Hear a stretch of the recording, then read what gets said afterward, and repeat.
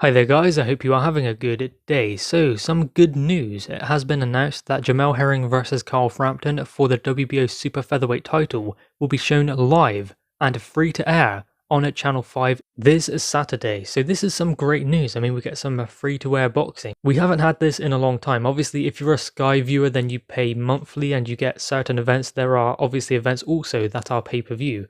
But unlike Channel 5, I think it hasn't happened in a long time anyway. I remember the likes of a Tyson Fury and Carl Froch fighting on, what was it, ITV or Channel 5? I mean, you don't see that anymore, so it's exciting that this event will be shown live on Channel 5. And what a great fight it is as well for the WBO Super Featherweight title. I think that this is an interesting point for Carl Frampton because he's been in some great fights in his career, but you have to wonder if he's starting to tail off a little bit. I mean, there are glimpses of the old Carl Frampton, and he has been beaten now by Josh Warrington, who was also defeated by Lara, but that's not really much to go on. I think that Carl Frampton, early on in that contest, looked to fight too much with his heart as opposed to getting behind his boxing, because Josh Warrington set an hellacious pace going forward in that fight. I mean, he just would not allow Carl Frampton a moment to set himself, and was on him from the very first bell, and Frampton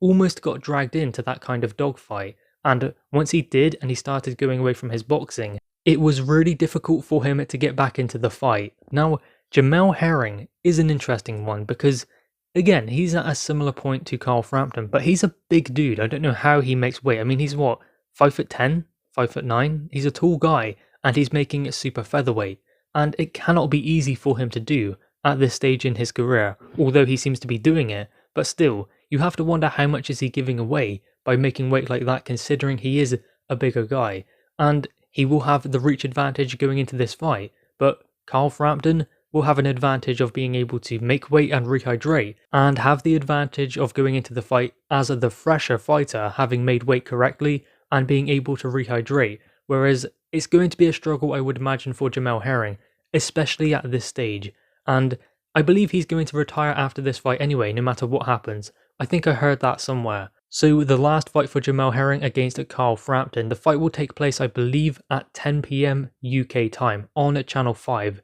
There could be a streaming also on IFL, I'm not sure about that one, but it will be on free to air Channel 5. So make sure you tune in, because this is going to be a good fight.